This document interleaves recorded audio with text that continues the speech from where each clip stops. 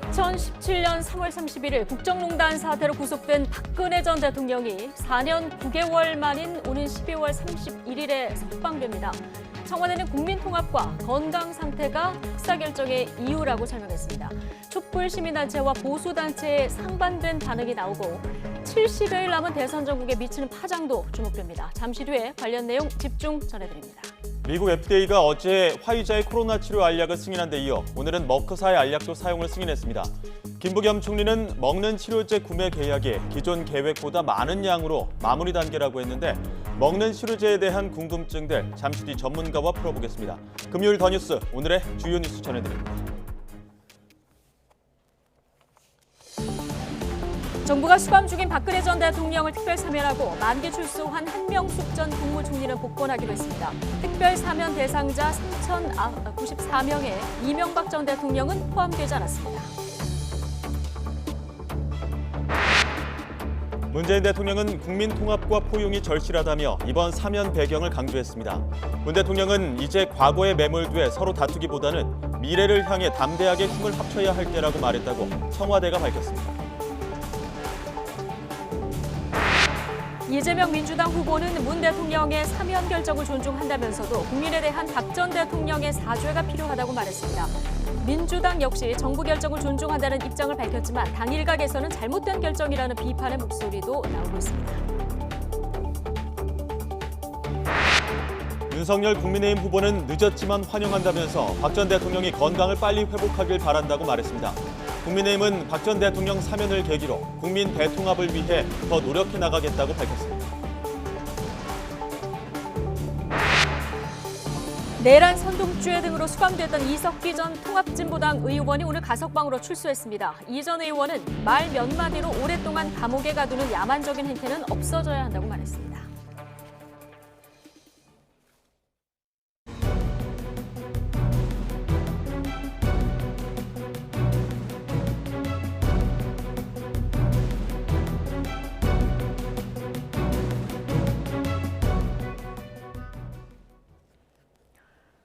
정부가 신년을 앞두고 수감 중인 박근혜 전 대통령을 특별 사면합니다. 이미 형 집행이 완료된 한명숙 전 총리에 대해서는 복권을 결정했습니다. 박범계 법무부 장관은 브리핑을 통해 국민 대화합을 위한 결정이었다고 사면 배경을 설명했습니다. 다만 역시 수감 중인 이명박 전 대통령은 사면 대상에서 제외됐습니다. 취재기자 연결해 자세한 내용 알아보겠습니다. 김다연 기자. 네, 사회 일부입니다. 예. 자, 당초 사면 대상에서 제외될 거다 이런 전망이 많았었는데 박근혜 전 대통령 특별 사면 대상에 포함이 됐군요. 네, 정부는 오늘 박 전 대통령도 특별 사면 대상에 포함했다고 밝혔습니다. 박범계 법무부 장관은 과거의 불행한 역사를 딛고 코로나19 등 범국가적 위기를 극복해 나가자는 취지라고 이번 사면 배경을 설명했습니다. 그러면서 갈등 치유와 국민 화합을 강조했습니다. 앞서 법무부는 지난 20일부터 이틀 동안 비공개 사면 심사위원회를 열었습니다. 박 전 대통령에 대한 사면이 갑자기 이뤄진 거냐는 질문에 대해선 심사에서 논의된 부분이라며 건강 악화가 매우 중요한 요소로 작용했을 거라고 말했습니다. 이번 사면 효력은 오는 30일 0시에 발생하는데요. 박 전 대통령의 경우 현재 삼성 서울병원에서 입원 치료를 받고 있는 만큼 구치소가 아닌 병원에서 바로 석방될 걸로 보입니다. 박 전 대통령과 함께 불법 정치자금 수수 혐의로 실형을 확정받고 만기 출소한 한명숙 전 국무총리는 복권 대상에 포함됐습니다. 네, 박 전 대통령과 함께 언급됐던 이명박 전 대통령은 대상에서 제외됐는데 이유가 뭡니까? 네, 이번 특별 사면 대상에 이명박 전 대통령은 포함되지 않았는데요. 이 박범계 장관은 박 전 대통령과 이 전 대통령은 사안의 성격이 다르고 국민적 정서가 고려됐다면서 구체적 사면 경위 등은 밝힐 수 없다고 말했습니다. 직접 들어보시겠습니다. 그 사안의 내용이 다릅니다. 그러한 부분도 고려가 된 것으로 알고 있고요.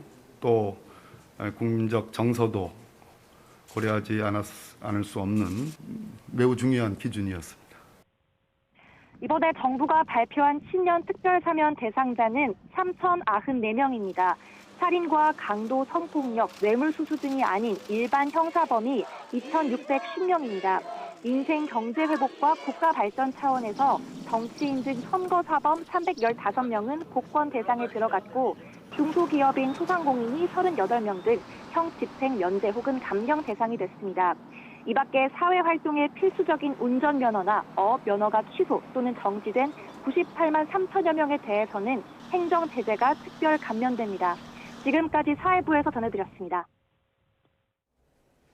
네, 신년 특별 사면 대상에 포함된 박근혜 전 대통령은 변호인을 통해서 자신을 사면해준 문 대통령에게 감사하다는 뜻을 전했습니다. 현재 거처가 없는 박 전 대통령은 당분간 입원 치료를 이어갈 것으로 보입니다. 박 전 대통령이 입원해 있는 삼성 서울병원에 취재기자 나가 있습니다. 김대겸 기자. 네, 삼성 서울병원 앞에 나와 있습니다. 네, 자, 조금 전 들어온 소식부터 좀 보죠. 박 전 대통령이 변호인을 통해서 사면에 대한 입장을 밝혔죠. 네, 그렇습니다. 1시간 전쯤 박 전 대통령의 변호인인 유영하 변호사가 입장문을 전달했는데요. 어려운 상황 속에서도 사면을 결정해준 문재인 대통령과 정부 당국에 심심한 사의를 표한다는 메시지를 전했습니다.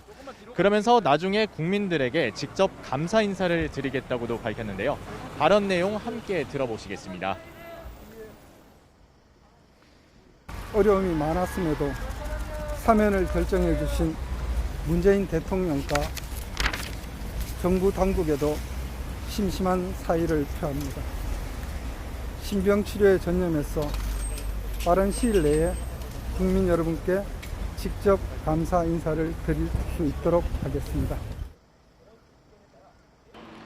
앞서 박 전 대통령은 지난 2017년 3월 31일 국정농단 사건으로 구속됐습니다.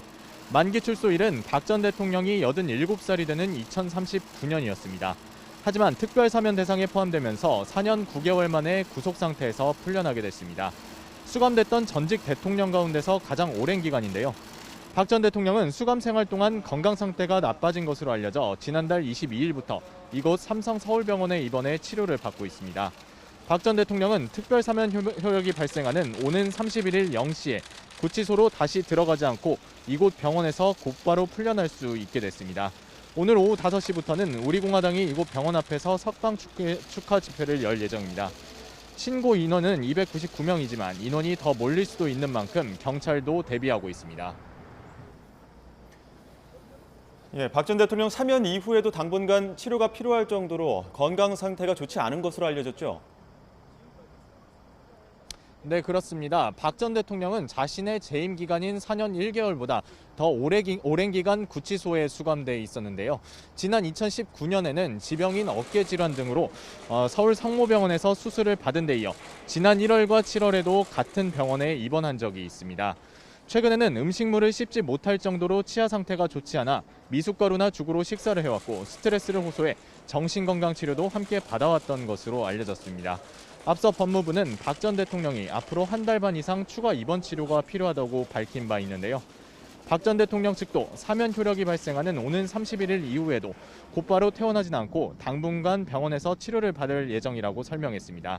또 병원에 입원해 있는 동안은 신병 치료를 위해 정치인을 비롯한 누구와도 만나지 않겠다는 뜻을 전하기도 했습니다.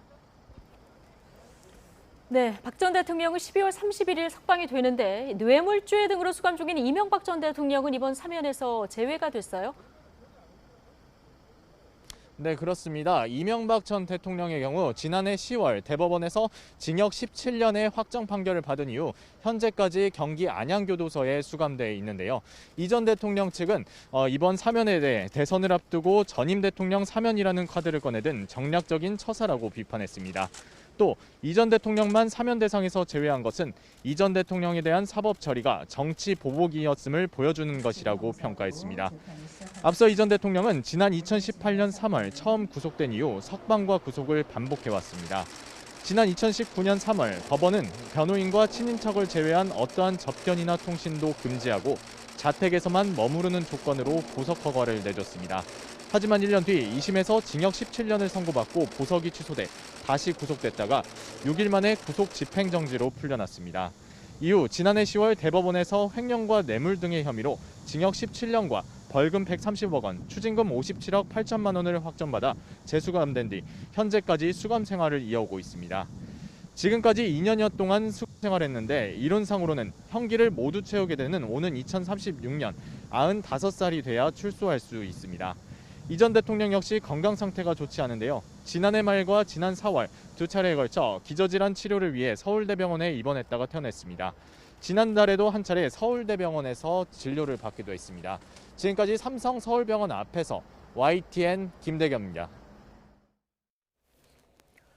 문재인 대통령은 박근혜 전 대통령 특별사면과 관련해서 국민 통합과 포용이 절실하다는 말로 그 취지를 밝혔습니다. 박 전 대통령 건강이 좋지 않은 점도 고려했다고 설명했는데요. 구체적인 사면 배경과 취지, 청와대 취재기자 연결해 알아보겠습니다. 나연수 기자.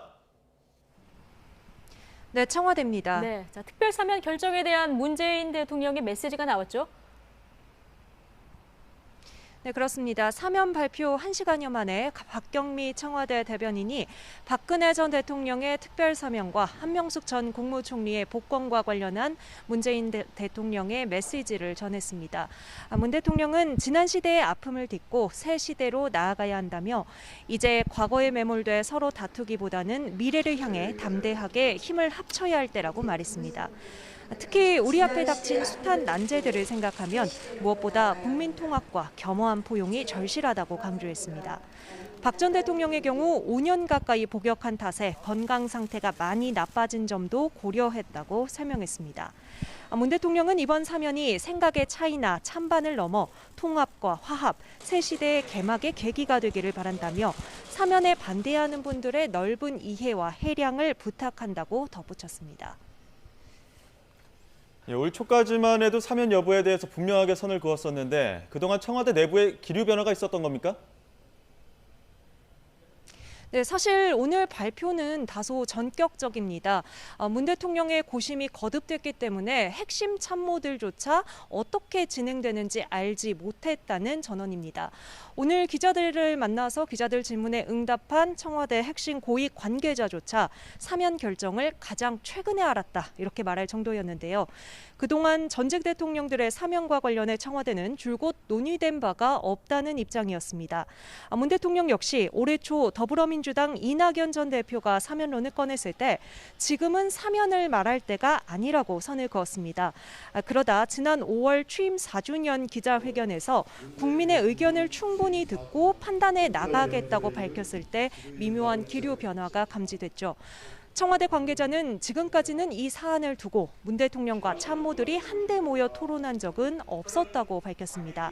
자연스럽게 이야기가 나온 자리에서 개인적으로 국민 여론은 좋지 않다고 보지만 통합을 위해 필요하다는 의견도 있다. 이 정도의 의견을 전달했고 이 시점도 여름 이전이었다는 겁니다.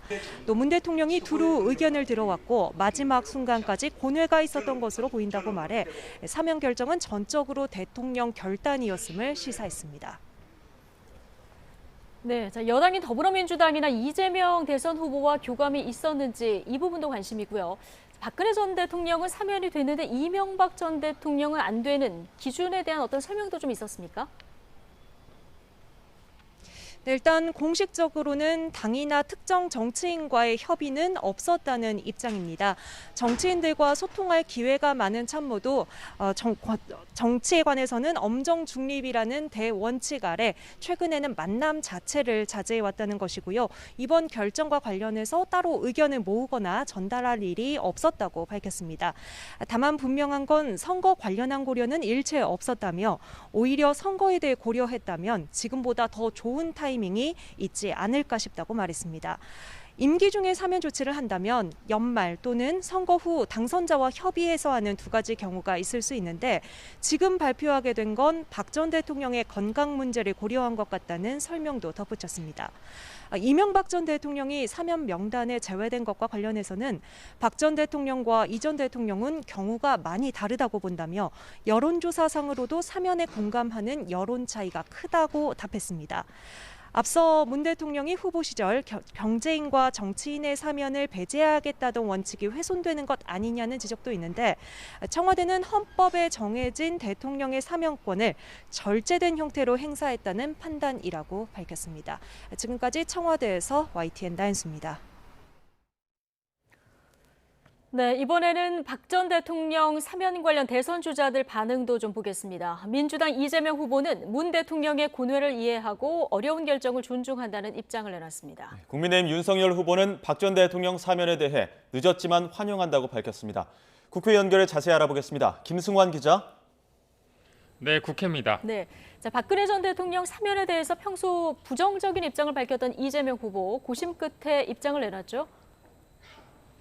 네, 이재명 후보는 조승래 수석 대변인을 통해서 정제된 입장을 내놨습니다. 이 후보는 국민 통합을 위한 문 대통령의 고뇌를 이해하고 어려운 결정을 존중한다면서도 박 전 대통령의 사죄를 촉구했습니다. 조 대변인이 전한 입장 직접 들어보시죠. 문재인 대통령님의 국민 통합을 위한 고뇌를 이해하고 어려운 결정을 존중한다. 지금이라도 국정농단 피해자인 국민들에게 박근혜 전 대통령의 진심 어린 사죄가 필요하다. 현실의 법정은 닫혀도 역사의 법정은 계속됨을 기억하시기 바랍니다. 앞서 송영길 대표도 선대위 본부장단 회의 모두 발언을 통해 이번 사면은 대통령 고유의 헌법적 권한으로서 민주당은 이 같은 결정을 존중한다고 짧게 밝혔습니다. 이처럼 문 대통령의 결정을 존중한다는 게 이재명 후보와 지도부의 공식 입장이지만 당 내부에선 비판의 목소리도 나왔습니다. 안민석 의원은 SNS를 통해 박 전 대통령의 사면 복권이 역사적으로 잘못된 결정이 될 것이라고 지적했고, 김용민 수석 최고위원도 국민 통합은 국민이 정의롭다고 판단해야 가능하다면서 박 전 대통령 사면의 취지를 비판했습니다. 네, 윤석열 후보나 다른 야당 측 입장은 어떻습니까? 네, 윤석열 후보는 당사에서 브리핑을 열고 늦었지만 환영한다고 밝히면서 건강이 안 좋다고 들었는데 빨리 회복하길 바란다고 말했습니다. 역시 직접 들어보시죠. 우리 박 대통령의 사면은 좀 늦었지만 환영합니다. 그리고 건강이 좀 안 좋으시다는 말씀을 많이 들었는데 하여튼 좀 빨리 건강을 좀 회복하시기를 바라겠습니다. 이와 함께 윤 후보는 이명박 전 대통령이 사면 대상에서 제외된 것과 관련한 질문에 국민 통합 관점에서 판단해야 되지 않겠냐 생각한다고 덧붙였습니다. 이준석 대표는 박 전 대통령에 대한 정치적 평가는 하지 않겠다면서도 박 전 대통령에게 적용됐던 엄격한 법리가 앞으로 정치하는 누구에게나 적용될 수 있는 것을 새기는 계기가 되지 않을까 생각한다고 말했습니다.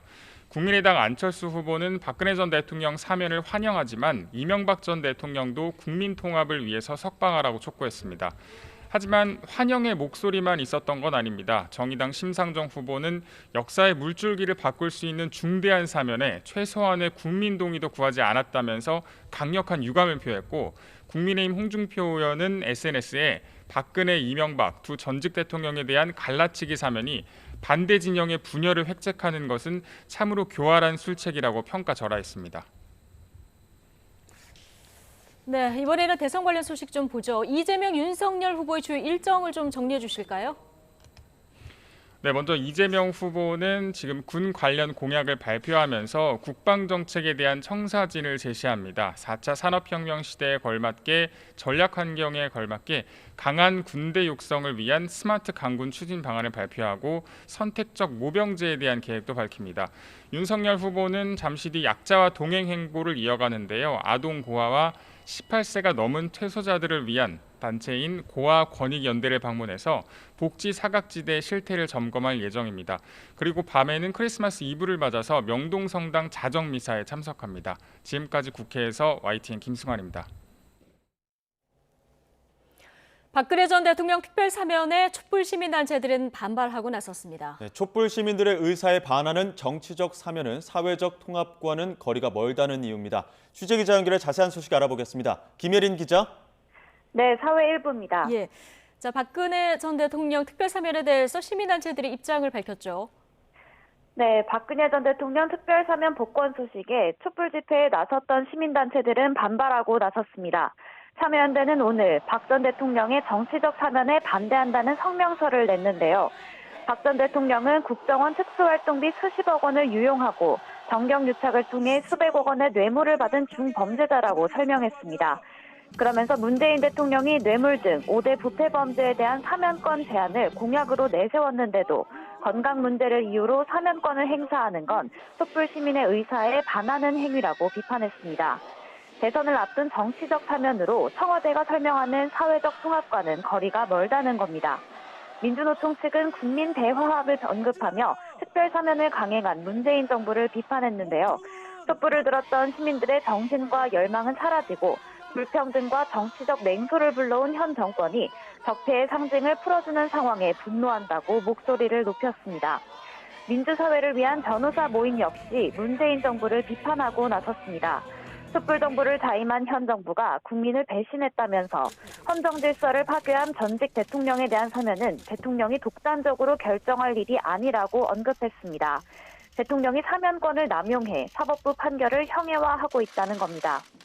또 박 전 대통령의 건강 문제는 구속 정지제도 등 일반인과 같은 방법을 통해 해결해야 한다고 덧붙였습니다. 한편 보수단체들은 박 전 대통령 특별 사면에 대해 환영한다고 밝혔습니다.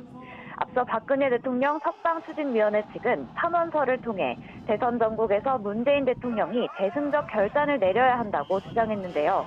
박 전 대통령 사면 논란이 대선 쟁점이 되면 문 대통령이 정치적 논란에 휘말리게 될 거라면서 지금이라도 전직 대통령 지지자들의 응어리진 마음을 풀어줘야 한다고 호소했습니다.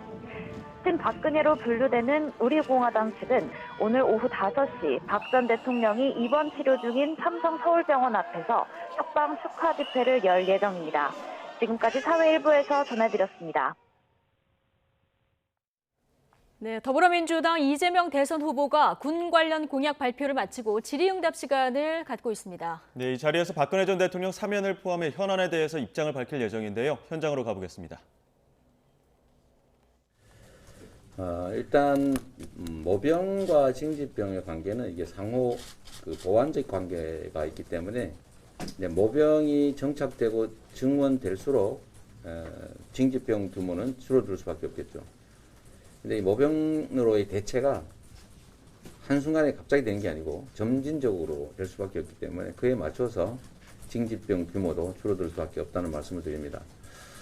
그리고 이제 모병이 사실상 군무원 5만 명, 그다음에 모병 5만 명, 그리고 대체 인력 5만 명 이러면 사실 숫자는 같아지는데 이제 모병과 또 군무원 전문 부사관들이 늘어나기 때문에 전투력은 훨씬 개선될 것이고 또 징집의 이제 직업 모병과 직업군으로 전환되기 때문에 어쨌든 연간 10만 개 정도의 일자리가 대체해서 청년 일자리가 생겨난다 이 말씀드립니다. 당연히 이제 일부 예산이 증가되긴 할 텐데 지금 내부 계획에 의하면 모병 전환에 따른 예산은 2조 얼마 4천억? 4조 4천억 정도이고 그거는 이제 자연 증가분 또 기존의 일부 예산을 좀 이렇게 전환하든 해서 충분히 조달할 수 있다고 판단이 됩니다. 그리고 이제 징집병들의 근무기간 문제는 지금 인구가 계속 감소되기 때문에 사실 이제 크게 감축 요인이 많지는 않은 것 같지만 그래도 모병이 정착이 되고 군무원들을 채용하고 시설 관리 병력 등을 이제 민간에 일부 위탁하게 되면 상당 정도는 단축될 수 있을 것으로 일단 예상하고 있습니다. 정확한 대체적으로 내부적으로 저희가 추산한 건 있는데 이 공약 발표 단계에서 불필요한 논쟁들이 또 말꼬리 잡기가 벌어질 수 있어서 저희가 이제 그 문제는 내부적으로만 검토했다는 말씀을 드리고요. 또 한 가지는 이런 게 있겠죠. 모병의 기간도 사실은 오늘 발표하려고 지금 우리 준비하는 데서는 다 써왔는데 제가 일부러 빼라고 했습니다. 그것 역시도. 네, 오늘 이재명 후보가 모병제 관련한 공약을 발표했는데요. 이에 대한 설명까지 좀 듣고 오셨습니다. 자, 다시 사면 얘기를 좀 해볼 텐데요. 전해드린 대로 오늘 정부 박근혜 전 대통령에 대한 특별 사면을 발표했습니다. 이석기 전 통합진보당 의원의 가석방도 이뤄졌는데요. 대선을 75일 앞둔 시점에서 앞으로의 대선 판세에 어떤 영향을 미칠지 이종훈 정치평론가와 함께 살펴보겠습니다. 어서 오십시오. 네, 안녕하세요. 예, 안녕하십니까. 자, 그동안 전직 대통령 사면 이야기가 나올 때 청와대 최근까지만 해도 검토한 바 없다 이렇게 선을 그었었는데요. 오늘 전격적으로 사면이 결정이 됐거든요. 일단 표면적으로 든 이유는 국민통합 그리고 박근혜 전 대통령의 건강 문제를 들었는데 어떻게 보십니까? 네, 세 가지 키워드 정도로 요약이 가능하지 예. 않을까 싶어요. 그러니까 대선, 그다음에 통합, 네. 그리고 건강. 그래서 지금 표면적으로 청와대나 지금 법무부가 강조하고 있는 거는 이제 건강 악화를 이제 많이 이야기하고 있고 예. 그와 동시에 이제 국민 대통합 이 얘기를 좀 하고 있죠. 두 가지 측면 역시 이제 뭐 의미는 좀 있다. 그런 차원에서 해석할 수 있는 여지도 있다 이렇게 좀 생각을 하는데 왜 지금이냐 그러니까 왜 하는 지금이냐. 의문을 이제 예. 던지게 되면 역시 대선하고 연관지어서 결정을 내린 것으로 이렇게 좀 볼 수밖에 없다는 예. 겁니다. 그러니까 최근까지도 어떤 얘기가 나왔냐면 문재인 대통령이 대선에서 정치적 중립성을 강조하고 있기 예. 때문에 사면을 하더라도 대선 이유가 될 거다 예. 하는 얘기가 많이 나왔었거든요. 네네. 그런데 갑자기 전격적으로 그리고 아시다시피 또 이 엊그저께까지만 하더라도 청와대 쪽에서 고려하고 있지 않다라고 이야기를 했단 예. 말이에요. 그러니까 이게 갑자기 결정된 배경이 뭘까? 역시 좀 정치적인 이유가 좀 크지 않나. 네. 그러니까 뭐 이재명 후보 입장에서 또 민주당 입장에서는 대선 승리를 위해서 좀 외연 확대를 해야 되는 부분도 있고 또 달리 또 이제 동전의 다른 면이라고 볼 수 있는데 예. 또 이 보수 진영을 약간 좀 그 내부 갈등을 촉발시키는 것도 좀 필요한 거죠. 네. 그 두 가지 양면 카드로서의 의미도 좀 담겨 있지 않나 이렇게 생각합니다. 근데 여당 대표도 교감이 없었다 이렇게 얘기하고 박근혜 전 대통령도 ITN 보도를 보고 알았다 이렇게 전해지고 있거든요. 그러니까 박근혜 전 대통령은 뭐 그 상황을 몰랐을 수 예. 있겠죠. 그런데 상식적으로 생각해 보세요. 그러니까 이 경제인 사면이 아니고 정치인 사면입니다. 예. 게다가 전직 대통령 사면입니다. 그런데 청와대가 또는 문재인 대통령이 여당 대표의 의견을 안 듣고 결정한다? 굉장히 비상식적인 거죠, 오히려. 그러니까 정치인은 그것도 굉장히 거물급 정치인 사면을 결정하는 과정에서 여당의 의견은 당연히 들었을 것으로 봐야 되는 겁니다. 자, 그런데 송영길 대표는 뭐 사전 교감 없었다라고 네. 지금 이야기를 하고 있는 건데 예. 그게 오히려 좀 비상식적 내지는 부자연스럽다는 거예요. 예. 자, 그래서 거기에는 뭔가 다른 정치적인 고려 예. 뭐가 역시 있지 않았을까. 그리고 전격적으로 결정한 데에는 역시 지금 대선 상황하고도 좀 맞물린 측면이 좀 없잖아 있기 있어 때문이 보인다. 아니냐. 네. 그렇게 이제 볼 수 있는 측면이 있다라는 거죠. 예, 네. 자 이재명 후보의 반응이 궁금한데 오늘 아침에는 국민통합 고뇌, 대통령의 고뇌를 이해하지만 사과가 필요하다 이런 얘기를 했는데요. 조금 전에 그 기자들과 질의응답 과정에서 이 질문이 나왔고 사면에 대한 입장을 다시 밝혔는데요. 잠시 보고 오시겠습니다. 질문이 좀 많아서 역시 좀 어려운 부분인데 제가 사면은 대통령의 고유 권한이고 구체적인 사면권 행사 부분에 대해서는 좀 전에 아마 여러분께 공지된 제 입장이 있으니까 그 부분을 참조해 주시면 좋겠습니다. 네, 다음 질문 받겠습니다.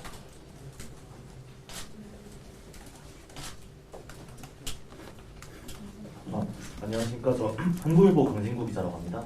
그 방금 그 입장문 통해서 이제 대통령님의 사면 결정은 존중한다라는 뜻은 밝히셨는데 이 존중이라는 것과는 별개로 이번 이게 박근혜 전 대통령님 사면 결정에 대해서 찬성하시는지 제가 반대 입장을 하신 걸로 알고 있어서요. 그거에 대한 입장 부탁드립니다. 이미 결정난 사안에 대해서 찬성 반대가 무슨 의미가 있겠습니까? 네, 다음 질문 받겠습니다. 질문 없으시면 네, 마지막으로 하나만 더 받죠. 저 오른쪽에 그분이 안녕하세요. 저 JTBC의 연시상 기자라고 합니다. 그 역사의 법정에서 판단이 안 끝났다는 말씀을 하셨는데 이게 실은 어떤 의미로 하신 말씀인지. 사면 복권 문제는 이제 형사사법적인 문제인 것이고 그러나 국민들의 판단과 역사적 판단은 그와는 무관하게 그대로 존재한다. 그런 말씀을 드린 겁니다. 네, 고맙습니다. 네, 감사합니다. 예, 구체적인 입장을 더 추가로 밝히진 않았었는데 기존의 입장, 그러니까 사면 결정을 존중한다 이 입장을 계속 밝혔습니다. 지금 이재명 후보의 입장 발표는 어떻게 보셨습니까? 정치적인 의도도 이번 사면 결정이 어느 정도가 포함이 됐을 거다 이렇게 앞서 말씀하셨는데. 네, 그럼에도 불구하고 저 정도 이상의 얘기를 하기는 좀 어렵죠. 일단 특별 사면은 대통령의 결정권이 가장 중요할 뿐만 아니라 예. 지난번에 이낙연 전 대표가 지난해 연말에 사실은 이 사면을 제안했던 적이 있지 않습니까? 그 당시에 당내에서 상당히 논란이 많았었죠. 예. 대통령의 고유 권한인데 어떻게 당 대표가 가서 그렇게 그렇죠. 제안을 하고 이런 식으로 예. 하느냐 해서 논란이 있었던 바도 있고 그래서 지금 송영길 대표도 그렇고 이재명 후보도 그렇고 굉장히 말을 좀 아끼고 있다.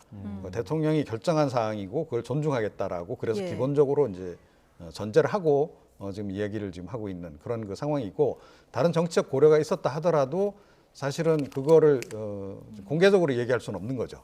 네, 좀 송영길 대표가 사전에 교감이 없었다라고 얘기한 마당에 이재명 후보가 아니 우리 쪽에서 요청했습니다. 라든가 예를 들어 그런 식의 발언을 했다라고 한다면 그 야당 쪽에서 가만히 있겠습니까? 예. 이건 뭔가 배경이 있다 이렇게 또 들고 나올 것이기 때문에 저 정도밖에 얘기를 지금 할 수 없는 상황이다 이렇게 생각을 합니다. 그렇게 판단을 하고 계시다.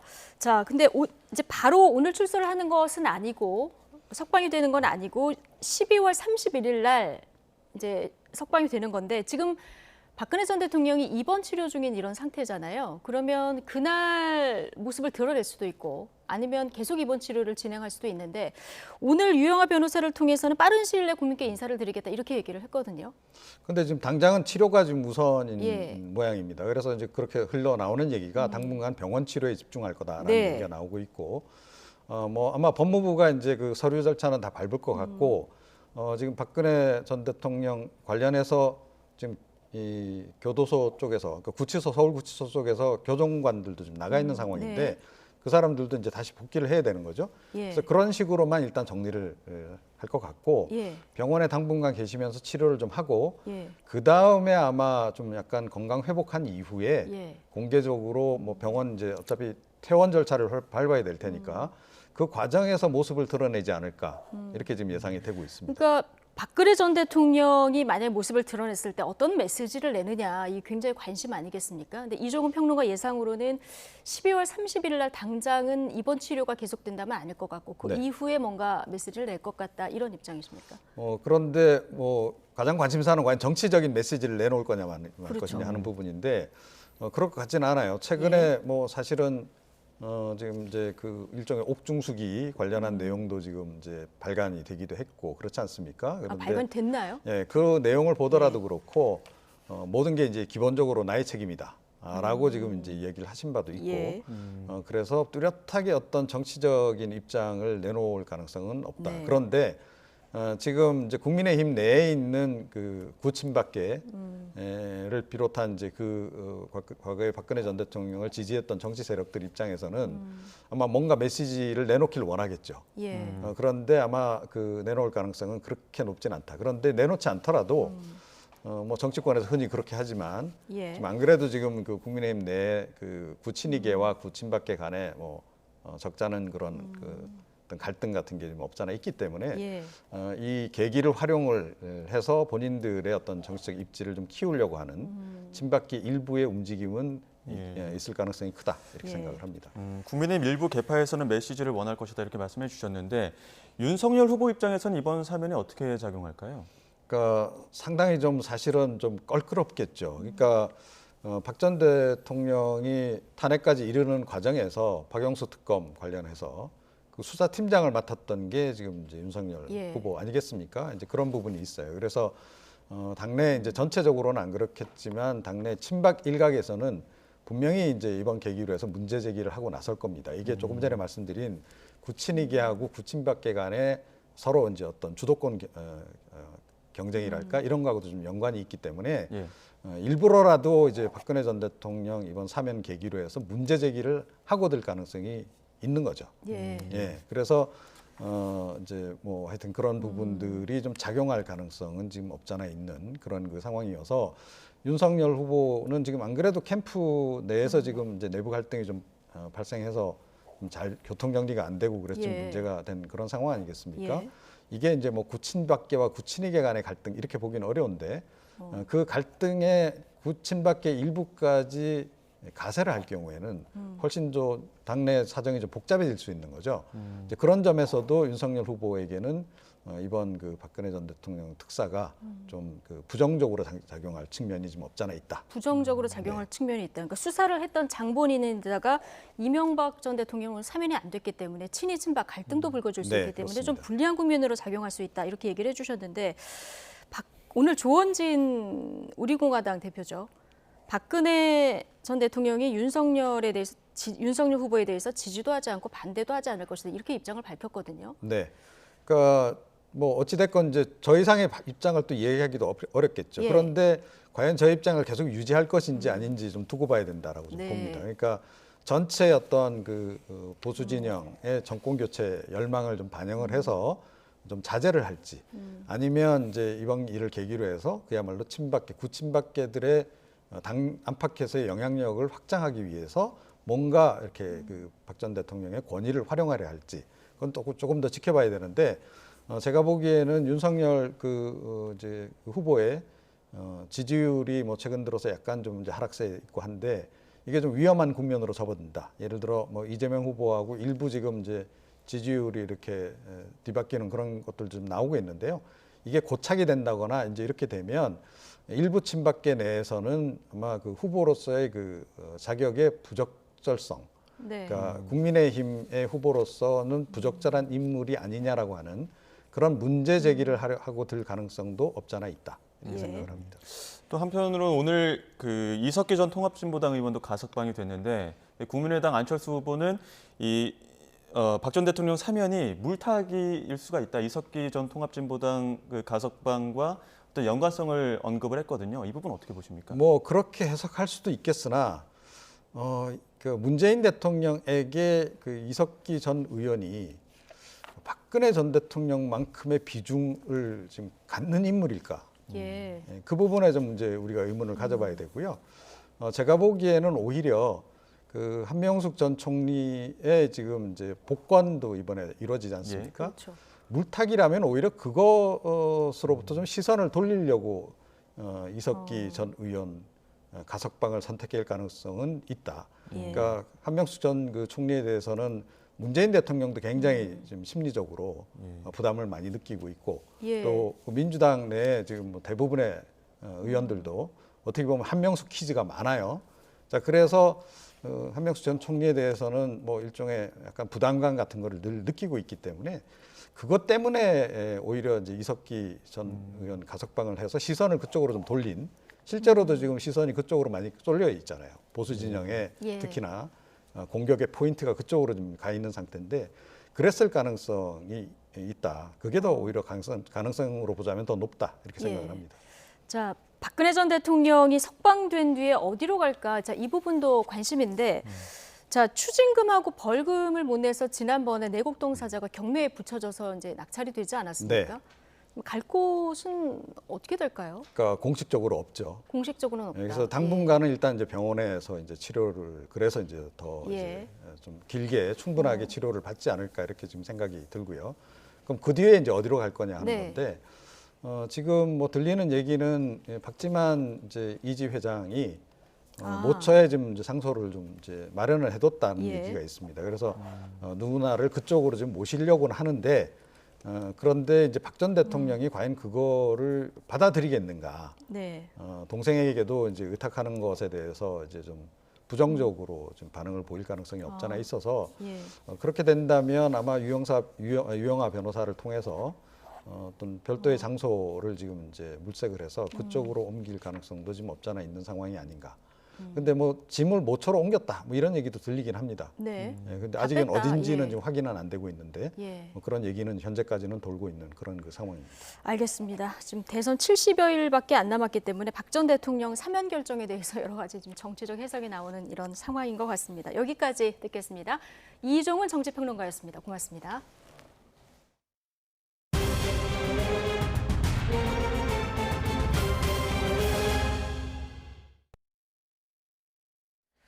네, 코로나19 신규 환자가 6,233명으로 이틀째 6,000명대를 기록했습니다. 환자 급증세는 다소 완화됐지만 피해는 여전합니다. 위중증 환자가 전날보다 1명 늘어서 현재 1,084명으로 연일 역대 최다 기록을 이어갔습니다. 숨진 환자도 하루 새 56명 추가돼서 누적 5,071명에 달합니다. 현재 코로나19 확산세와 관련해 정부는 정체 국면에 접어들었다고 평가했습니다. 중앙재난안전대책본부는 오늘 신규 환자가 6,233명으로 지난주 금요일 7,434명보다 1,000명 넘게 줄었다며 전반적으로 환자 규모는 정체 상황이라고 밝혔습니다. 다만 다음 주 확산세가 어떻게 될지는 아직 알 수 없다며 주시하겠다고 덧붙였습니다. 이에 현재 시행 중인 사회적 거리두기 연장 여부를 당장 말하긴 어렵다며 일주일 더 상황을 보면서 다음 주에 결정하겠다고 설명했습니다. 네, 평소라면은 도심 곳곳이 사람으로 붐빌 크리스마스 전날입니다만 거리두기 강화 영향으로 거리가 한산해졌습니다. 네, 코로나19가 아니었다면 대목을 맞았을 자영업자들의 한숨 소리도 커지고 있는데요. 자세한 소식 현장에 나간 취재기자 통해 들어보겠습니다. 김철희 기자. 네, 서울 홍대 앞 거리에 나와 있습니다. 예, 자 자영업자들 입장에서는 연말 대목인데요. 지금 거리가 좀 한산하다고요. 그렇습니다. 평소라면 크리스마스 전날을 만끽하기 위해 번화가 전체가 사람들로 북적일 때인데요. 지금은 2년 전과 비교해 사람들이 그다지 많지는 않습니다. 특히 큰 길에서 살짝만 벗어나도 절반 정도가 임대 문이라고 적어 놓았거나 임시 휴업이라는 표지판을 적어놨을 정도로 사람들의 발길이 많이 줄어들었는데요. 이렇게 사람들 발길이 뚝 끊긴 것은 추워진 날씨 탓도 있지만 강화된 거리두기가 더 큰 원인으로 보입니다. 코로나19가 다시 유행하면서 사적 모임은 최대 4명까지, 영업시간은 밤 9시까지로 제한됐습니다. 이 때문에 약속 자체를 미루고 집안에 머무르는 사람이 늘어나 거리에 사람이 줄어든 겁니다. 자영업자 시름은 다시 깊어졌습니다. 단계적 일상 회복이 시작돼 지난해보다 상황이 나을 거라고 기대했지만 연말 대목을 또 놓치게 된 겁니다. 현장에서 만난 식당 관계자는 매출이 코로나 사태 전과 비교해 20% 수준이라면서 답답함을 토로하기도 했습니다. 상황이 좋아질 기미가 없자 자영업 단체들은 오는 27일에서 28일까지 소등 시위를 벌이고 집단 휴업을 계획하는 등의 집단 행동도 예고했습니다. 네, 이런 상황에도 수도권 지역 코로나19 확산세는 여전히 심상치 않아 보이네요. 네, 수도권 지역에서는 어린이집과 초등학교를 중심으로 집단 감염이 계속 이어지고 있습니다. 서울 강남구 초등학교에서는 지난 14일 학생이 처음으로 감염된 뒤 지금까지 모두 23명이 확진 판정을 받았는데요. 해당 학교는 학생들과 종사자를 상대로 검사를 했고 확진자가 나온 바는 온라인 수업으로 전환했습니다. 서울 서대문구 어린이집에서도 모두 12명의 확진자가 나왔고요.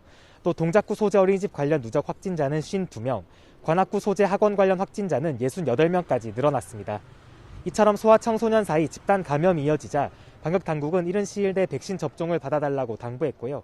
백신 접종이 불가능한 경우라면 기본 방역수칙을 꼭 지켜달라고 강조했습니다. 지금까지 서울 홍대 앞 거리에서 YTN 김철입니다. 지난 18일 사회적 거리두기가 다시 강화된 뒤 경찰이 5일간 벌인 방역 단속에서 200명 이상이 적발됐습니다. 경찰청은 모임과 영업 제한 등 사회적 거리두기 강화 조치가 시행된 지난 18일부터 23일까지 방역 단속을 벌여 21건 226명을 적발했다고 밝혔습니다. 무허가 유흥업소 영업 등 감염병 예방법 위반이 19건, 223명으로 가장 많았고 식품위생법 위반 사례도 2건, 3명이 적발됐습니다. 경찰은 지난 7월부터 지방자치단체와 함께 코로나19 관련 유흥시설 불법 영업 특별 단속을 벌여 매주 20건에서 30건가량의 방역수칙 위반 사례를 적발하고 있습니다.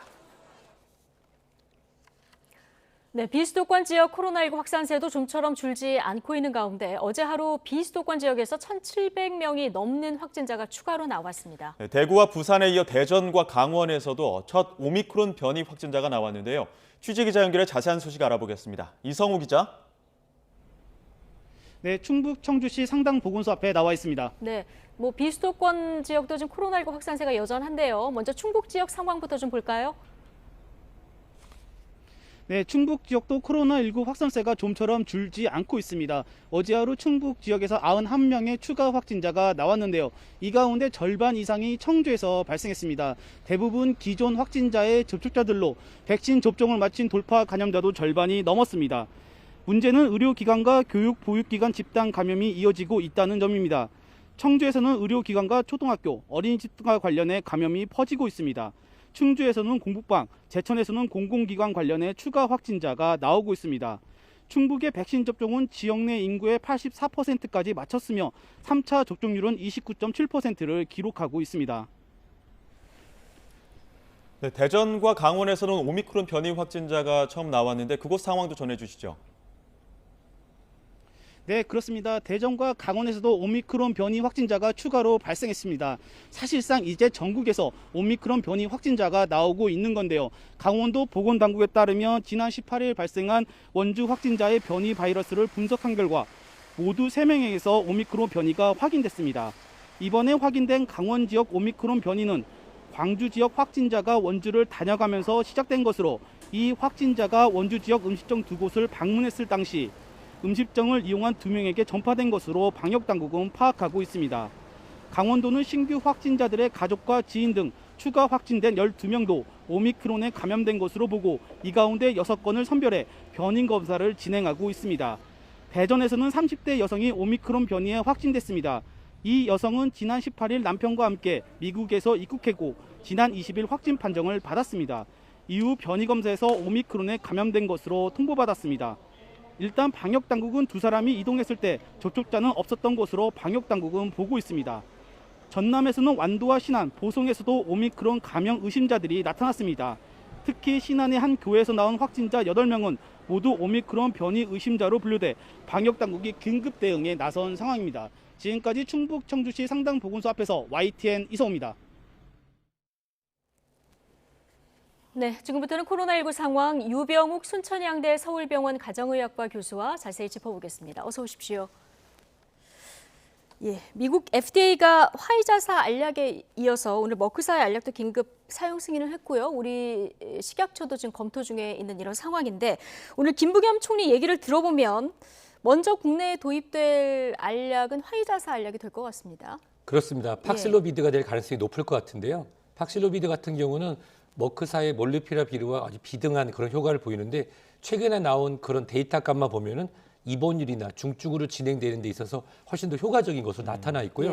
지속적으로 지금 무려 7만 명 또는 30만 명 이렇게 얘기가 있는데 우선적으로 들어오게 된다고 하면 현재 의료기에 부담이 되는 자택 치료 중에 중증으로 진행되는 가능성을 막고 고령층에서의 치명률을 낮추는 데 크게 도움이 될 것으로 판단이 됩니다. 예, 말씀하신 것처럼 재택 치료에 좀 도움이 될 거라고 하셨는데 이 처방 대상들도 조금씩 다른 거죠? 우선은 이 팍시로비드가 만약 들어오게 된다고 하면은 일단 기준점은 명확합니다. 60세 이상으로 일단 진행될 거고요. 그리고 60세 이상의 고위험군인데 현재 경증이어서 바로 입원하지 않으시는 분들 이런 분들을 이제 간단하게 그 원격으로 진료를 통해서 집으로 약을 갖다 드리고 집에서 약을 드실 수 있도록 진행할 것입니다. 아, 그렇군요. 60세 이상 고위험군에 먼저 이렇게 돌아가게 될 거라는 거는 물량 때문에 그런 거죠? 그렇습니다. 이것은 항상 당시에 어떤 선택을 하냐에 따라서 할 텐데요. 어떤 정부적 선택이 아닌 의학서 선택으로 한다고 하면은 우선 중증의 고위험군들 같은 경우는 바로 입원을 하셔야겠죠. 입원을 하게 된다면 주사제 치료제라든지 기타 다른 치료를 바로 할 수 있는데 현재 지금 문제가 되는 부분이 고위험군의 연령을 갖고 계신 분들이 바로 입원을 못 하시거나 중증 치료를 못 받을 가능성이 높은데 사실 60대지만 누가 본인이 60대 나이가 많다고 생각하시는 분은 아무도 없습니다. 젊고 건강하시지만 기존에 있는 질환 등으로 인해서 코로나19의 특성상 감염, 발병, 확진 후 3에서 5일 후에 갑자기 나빠지는 경향을 보일 수 있거든요. 따라서 지금 현재 경증이거나 가벼운 발열 증상을 보이는 고위험군의 60세 이상이 재택치료를 하는 경우 우선적으로 투여가 진행된다고 하면은 중증으로 진행돼서 병실을 사용하는 것을 막고 치명률을 낮출 것으로 판단이 됩니다. 머크사의 알약 같은 경우는 FDA가 승인을 하긴 했는데 자, 지난번에 중간 임상 단계에서 효과가 조금 떨어지는 이런 소식도 저희가 전해드렸는데 이건 18세 미만하고 임산부에게는 복용을 금지하는 조금 제한적으로 승인이 됐어요. 사실 이 약 둘 다 아주 어떻게 보면 지금 임상이 진행 중인 약이라고도 볼 수 있습니다. 마치 우리 예방접종 같은 경우도 완전히 끝났다기보다도 현재 상황에 맞춰서 사용하는 것이죠. 머크사에서 나와서 지금 승인을 받은 같은 경우는 중간 발표, 즉 머크사에서 이러한 효과가 있을 것이다 할 때는 50% 선이었는데 최종 승인 받을 때는 이제 30% 선으로 떨어진 것으로 나왔습니다. 예. 하지만 우리가 기존의 코로나 이전의 팬데믹이었던 인플루엔자, 실제로 우리가 타미플루 같은 경우도 그 효능 효과에 대해서 50에서 60% 선으로 보고 있거든요. 60%. 예. 따라서 중증화율을 떨어뜨리는 데서는 두 약이 둘 다 효과적인 걸로 판단이 되고요. 또 예. 임상이 진행되는 그 임상 대상군의 차이에 따라서 약간 차이가 나기 때문에 실제로 그 숫자보다는 둘 다 효과적일 것으로 판단됩니다. 예. 예, 진부 오미크론 변수 때문에 이 코로나 상황에서 우려가 많았었는데 이 먹는 치료제가 오미크론에도 효과가 상당하다고 하더라고요. 이 약을 각각 비교 설명을 드리면 예. 우선 팍스로비드 같은 경우는 우리가 보통 바이러스 안에는 이렇게 꼬불꼬불한 실인 RNA가 들어있는데요. 그 RNA들이 잘게 쪼개져서 우리 몸에 들어가서 다시 길게 돼서 복제를 시작해서 우리 몸을 파괴하는데 그럼 이 긴 실타래를 자르기 위한 작은 자르는 그런 단백질 그 자르는 효소가 필요하거든요. 근데 이것을 차단하는 게 있다면 잘라지지 않아서 그냥 실타래가 들어왔다가 복제를 못하고 사라지게 하는 이게 팍시로비드. 예. 근데 이 몰누피라비르 같은 경우는 이게 복제가 될 때 가짜 신호를 심는 거예요. 예. 마치 톱니바퀴가 돌아가서 지속적으로 똑같은 RNA가 DNA가 복제되는 그런 과정이 있어야 되는데 잘못된 신호가 되면 엉터리가 복제가 되니까 나중에는 코로나19 바이러스가 아닌 그냥 이도 저도 아닌 바이러스에도 사멸되겠죠. 예. 근데 문제는 이 둘 다 효과적인데 왜냐하면 우리가 오미크론이나 델타 같은 경우는 이렇게 캡슐 안에 마치 왕관처럼 뾰족뾰족뾰족 튀어나와 있는 이 단백질 열쇠라고 역할을 하고 뭐 손잡 악수를 한다 이런 표현을 여기가 아니라 그 안에 들어있는 이 유전자 정보를 직접 공격하는 거니까 변이가 계속 발생하더라도 이 코로나19의 특성 즉 RNA가 복제가 돼서 우리 몸의 세포를 공격하는 걸 차단하기 때문에 효과적이에요. 예. 단 아까 말씀해 주셨는데 임신 가능성이 있는 분들 특정 연령의 경우에는 두 약 다 피임 기간 그리고 실제로 가임기 있는 남성 여성인 경우에는 피임을 할 것을 권유하고 있습니다. 아, 화이자사의 팍스로비드도 역시 마찬가지입니다. 예, 좀 조심을 해야 된다 말씀해 주셨고요. 자, 이런 상황에서 오늘 우리 방역 당국이 오미크론 변이 바이러스를 확진 후에 서너 시간 안에 판별해낼 수 있는 검사법을 개발했다. 이거 세계 최초라고 하는데요.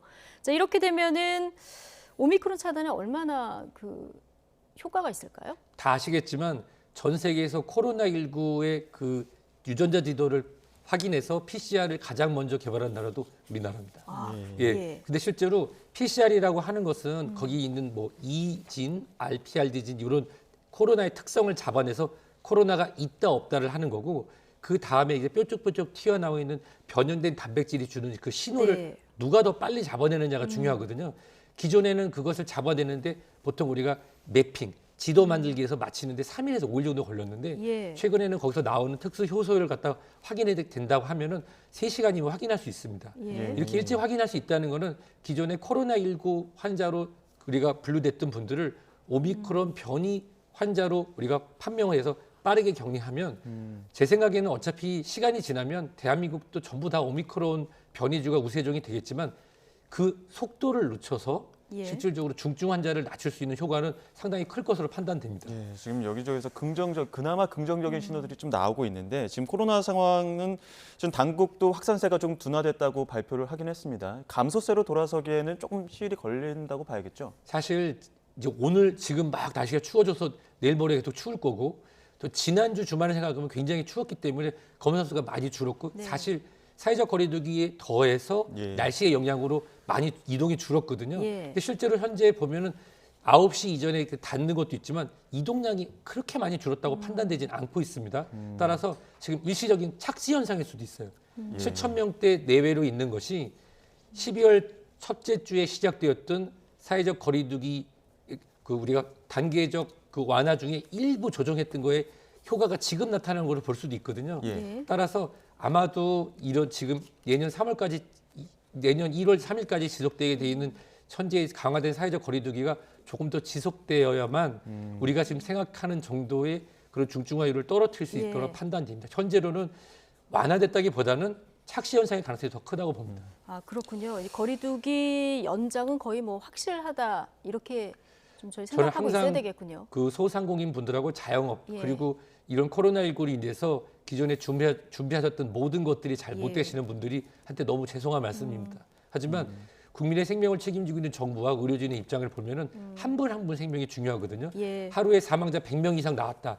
이게 열흘 동안 계속 방송이 되면 그런가 보다 하지만 그 각 100분을 모셨던 의료진이나 그 각각 한 분 한 분의 가족분들은 큰 상처가 됩니다. 예. 하지만 이런 것들이 사회적 동의로 인해서 사회적 거리두기가 물론 예. 여기에는 국가적 차원의 보상 방안이 물론 선제가 돼야 되겠죠. 그렇겠죠. 지속됐을 때 소중한 생명을 살리고 살릴 수 있는 사람을 살릴 수 있는 시간을 벌 예. 수가 있습니다. 네. 예. 위중증 환자 규모는 오늘도 또 역대 최다로 발생을 했습니다. 지금 중환자 병실 배정 기준에 대한 얘기가 계속 나오고 있는데 중환자실 20일 재원 기간 이거 뭐 당국이 일괄 강제 적용하는 건 아니다 이렇게 얘기를 하고 있습니다만은 계속 논란은 좀 되는 것 같은데 현장에서 느끼시기엔 어떻습니까? 우선 위중증 환자 숫자가 늘었다는 것에 대해서 예. 놀라시는 분도 있지만 저는 다행이라고 생각합니다. 왜? 왜요? 이상하죠. 예. 왜냐하면 기존에 위중증 환자를 모실 수 있는 공간이 작았어요. 예. 작았고 그렇기 때문에 위중증 환자가 숫자가 이만했는데 위중증 환자분을 모실 수 있는 공간이 늘어나면서 치료해서 살릴 수 있는 분들을 치료할 수 있는 공간으로 들어왔기 때문에 위중증 환자 숫자가 늘어난 것으로 판단될 수 있습니다. 거기에 동시에 실제로 예방접종을 한 번도 하지 않았거나 하시고 기간이 지났던 분들이 예. 감염이 되면서 중증으로 진행되는 분들을 빠르게 우리가 빠르게 모시고 와서 치료에 들어갔기 때문에 두 가지를 해석이 가능한 거죠. 근데 문제는 뭐냐면 실제로 중환자실이라든지 응급실에 들어갈 때 분류 기준이 있습니다. 예. 아무런 예를 들어서 제가 감기에 복통이 있는데 중환자실에 가서 최고의 의료진과 최고의 의사를 하고 싶다고 해서 될 수 있는 게 아니거든요. 즉 일정한 기준이 있는데 그 기준들이 코로나19라고 하는 감염의 특수 상황으로 조금 기준에 좀 다르게 들어갑니다. 여기서 가장 문제가 되는 게 뭐냐면 예. 중환자실에서 격리 해제 명령, 미십일 넘게 입원했을 때 어떻게 해야 되냐 이런 부분이 가장 중요하거든요. 이런 부분은 뭐 비용을 개인에게 물린다. 일정한 시간이 지나면은 퇴원을 강제해야 된다. 이런 부분들은 가능하다고 하면 어떤 기준점, 강제하지 않은 기준점을 주고 의료진과 환자분에게 기회를 줘서 필요하다 면 소명해서 좀 더 오래 시간 동안 치료해서 퇴원 후에도 회복을 빠르게 할 수 있도록 하는 게 좋을 거로 판단됩니다. 예. 이 부분 어떻습니까? 지금 그 기본 접종을 마치고 돌파 감염 됐다가 다시 회복한 사람들 경우, 그러니까 자연 면역을 획득한 이분들은 3차 접종이 필요한 겁니까? 그럼 제가 그냥 쉽게 설명을 드리면 많은 의료진들이 3월 초에 1차, 5월 중에 2차 예방 접종을 하고 그리고 나서 코로나에 감염된 의료진들이 생각보다 많습니다. 네. 예. 그 의료진이 감염됐으면 3차 예방 접종을 했느냐? 대부분 다 격리 해제 또는 치료 해제 후에 3차 예방 접종을 했습니다. 여러 가지 이론적 근거가 있는데 감염 후 자연 면역이 발생한 상황에서 추가 예방 접종을 했을 때 굉장히 오랫동안 중앙체가 지속된다는 연구는 많이 나와 있거든요. 네. 우리 의료진들은 환자분들을 모셔야 되는 입장에서 저희가 먼저 건강해야 되고 또 저희가 환자분에게 바이러스를 넘기는 숙주가 돼서는 안 되겠죠. 예. 따라서 많은 의료진, 의사 또는 간호사 선생님들 그 외에도 병의원에서 근무하시는 많은 관계자분들이 기사선을 해서 2번 기존에 접종을 하신 지 6개월이 지나서 감염되신 분들이 있거든요. 적지 않은 네. 숫자가.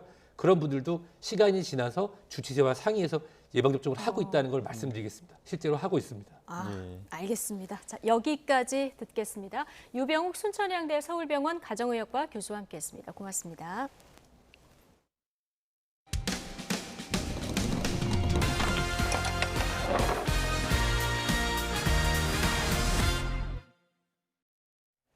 네, 지하철역에서 에스컬레이터를 타려던 여성이 갑자기 열린 바닥에 빨려 들어가면서 발이 으스러지는 사고를 당했습니다. 네, 에스컬레이터 유지 보수를 담당하는 업체는 바닥에 설치된 분리봉을 세게 치고 지나간 게 잘못이라고 승객 탓을 하며 책임을 회피했습니다. 이준엽 기자가 취재했습니다. 경기 파주시 경의중앙선 금촌역.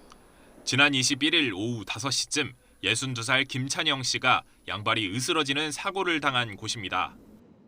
에스컬레이터를 타려던 피해자는 바닥 덮개가 갑자기 열리는 탓에 장치 안으로 빨려 들어갔습니다. 앞서간 남편이 에스컬레이터 오르기 직전 바닥과 연결된 중앙분리 봉을 치고 지나갔는데 바닥 뚜껑이 열리면서 김 씨 발이 톱니바퀴처럼 돌아가는 계단들 사이에 빠진 겁니다. 김 씨는 큰 수술을 받았지만 앞으로 4-5차례가량 더 수술을 받아야 하고 그 뒤에도 정상 생활이 불가능하다는 진단을 받았습니다. 계속 이렇게 빠져가지고 뒷걸음질도 못하고 그냥 빠져버렸어요.